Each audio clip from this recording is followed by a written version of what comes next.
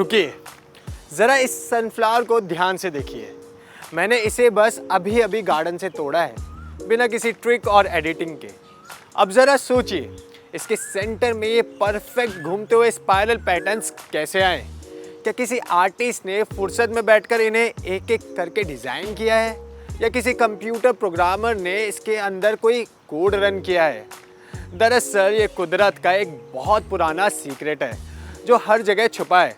आपके मोबाइल की स्क्रीन से लेकर आपके हाथ की उंगलियां, यूनिवर्स में घूमती अरबों गैलेक्सीज और इस सूरजमुखी के अंदर भी एक ही राज छुपा है, जिसे हम कहते हैं सेक्रेट ज्योमेट्री। तो स्वागत है आपका ट्रिपल एफ में, यानी फेथ फैक्ट फ्रीक्वेंसी में।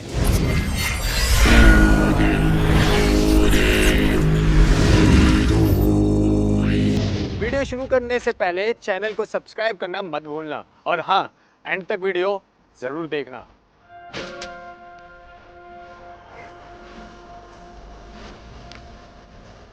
पहले मेरे एक सवाल का जवाब दीजिए। मान लो अगर आपको घर बनाना हो और आपके पास सिर्फ 100 ईंटें हों, तो आप कैसे घर बनाएंगे? जाहिर है आप चाहेंगे जितनी कम ईंटें हैं उसमें जितना बड़ा बनाया जा सके बना लो। यही सोचती है हमारी मधुमक्खी भी।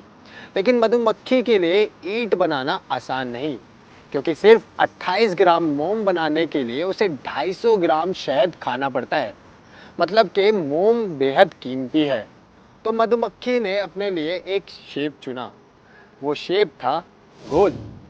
नहीं, गोल नहीं, क्योंकि सर्कल बीच में गैप्स बनाते हैं जिससे जगह वेस्ट होती है। तो फिर स्क्वायर? नहीं, स्क्वायर भी नहीं, क्योंकि स्क्वायर में गैप्स तो नहीं होते, लेकिन कॉर्नर्स में शहद भरना बेहद ही मुश्किल होता है और मोम ज़्यादा लगता है। तो फिर ट्रायंगल? नहीं, ट्रायंगल के साथ भी यही प्रॉब्लम है। ये सर्कल और स्क्वायर से तो बेहतर है, लेकिन फिर भी इसमें दीवारें मोटी होती है और मोम ज़्यादा लगता है। इसलिए इस लिटिल इंजीनियर यानी हमारी मधुमक्खी ने चुना हेक्सागन, यानी 6 कोने वाला शेप। हनीकॉम्ब कंजक्चर है, और हेक्सागन ही एकमात्र वो शेप है जो कोई गैप नहीं छोड़ती, सबसे कम मोम में सबसे ज़्यादा जगह देती है, और इतनी मजबूत होती है कि 1 मिलीमीटर से पतली दीवार अपने वजन से 30 गुना ज़्यादा भार उठा सकती है। यही कारण है कि आज बोइंग के एयरप्लेन विंग्स और स्पेस सैटेलाइट्स इसी हनीकॉम्ब स्ट्रक्चर पर बनते हैं, और करोड़ों साल पहले हमें मधुमक्खी ने इंजीनियरिंग सिखाई। अब बात करते हैं कोड की, जो हर जगह कॉपी पेस्ट हुआ है। आप अपना हाथ देखिए, उंगलियों की ये जो लकीरें हैं ना, ये रैंडम नहीं है। एक पेड़ की टहनियाँ जिस पैटर्न में फैलती है, ठीक उसी पैटर्न में आपके फेफड़ों के अंदर नसें फैलती है। क्यों? क्योंकि दोनों का काम एक जैसा है, कम से कम जगह में ज़्यादा से ज़्यादा चीज़ पहुंचाना, पेड़ों को पानी और आपको ऑक्सीजन।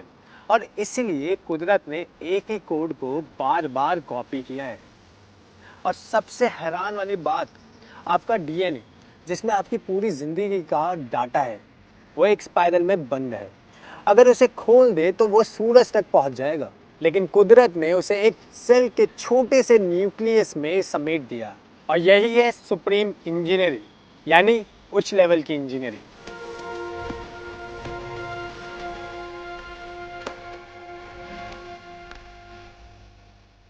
अब बात करेंगे वो नंबर की जो हर जगह है, 1.618। मैथमेटिक्स में इस नंबर को गोल्डन रेशियो कहा जाता है। आपके आसपास ये रेशियो आपको बहुत आसानी से देखने को मिल जाएगा। जैसे गुलाब की पंखड़ियाँ इसी रेशियो में खुलती है, समुद्र की लहरें इसी रेशियो में मुड़ती है, और अगर किसी इंसान का चेहरा इस रेशियो के करीब हो तो दुनिया उसे ऑटोमेटिकली सुंदर मानती है। और तो और, लियोनार्डो दा विंची ने इस रेशियो से मोनालिसा बनाई थी, और आर्किटेक्ट्स ने इसी रेशियो से ताजमहल बनाया था। अब एक बात जो सच में दिमाग हिला देगी, जब दो सर्कल्स एक दूसरे को काटते हैं तो बीच में जो शेप बनती है उसे कहते हैं वेसिका पिस्किस। और जब एक माँ के गर्भ में पहला सेल 2 हिस्सों में बंटता है, यानी जब आपकी ज़िंदगी की पहली घड़ी होती है, वो बिल्कुल इसी शेप में होती है। और यही शेप आपको मिलती है पुराने मंदिरों के दरवाज़ों पर, शिव के तीसरी नेत्र में।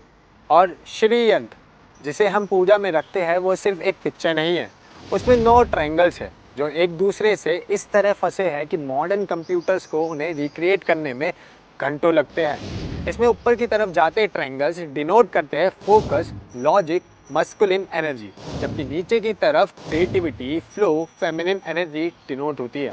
और जहाँ ये दोनों मिल जाते हैं वहीं जीवन बन जाता है। और हमारे पूर्वजों ने इस नॉलेज को जो आध्यात्मिक भाषा में बताया, आज वही बात साइंस इक्वेशंस में कह रही है।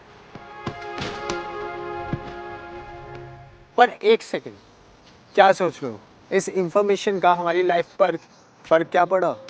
तो भाई इस पूरी स्टोरी से हमें 3 लेसन मिलते हैं। लेसन नंबर 1 कि स्ट्रगल का मतलब कमज़ोरी नहीं, एफिशिएंसी होता है।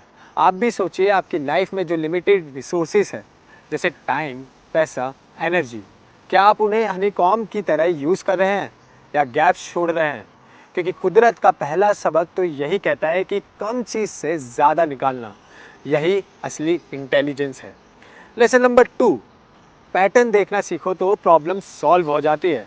जब भी आप किसी मुश्किल में हो तो पूछो, क्या ये प्रॉब्लम पहले किसी और ने सॉल्व की है?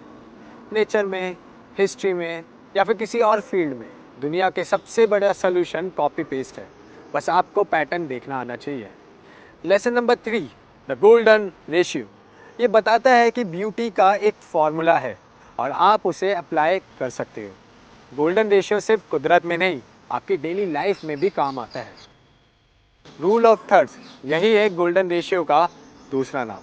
ये फ्री फॉर्मूला है जो सदियों से डिज़ाइनर्स, आर्टिस्ट और आर्किटेक्ट्स यूज़ कर रहे हैं।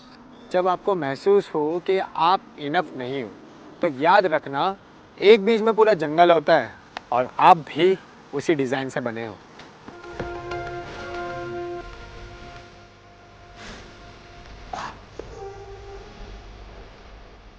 वो सनफ्लावर याद है जिसमें स्पाइरल पैटर्न था? उसने कोई क्लास नहीं ली, कोई बुक भी नहीं पढ़ी, कोई एफर्ट भी नहीं किया, फिर भी परफेक्ट ज्योमेट्री दिखती है, क्योंकि वो अपनी कुदरत के खिलाफ नहीं गया।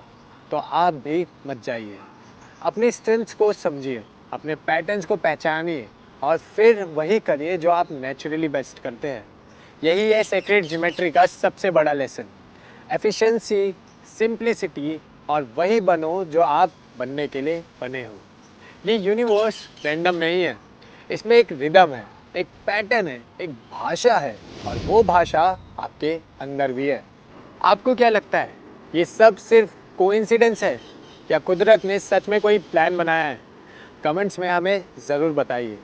मिलते हैं ट्रिपल एफ के नए एपिसोड में। तब तक इस वीडियो को प्यार दीजिए, चैनल को सब्सक्राइब करना मत भूलना और हाँ, आपका एक शेयर हमें आगे और वीडियोस बनाने की मोटिवेशन देगा।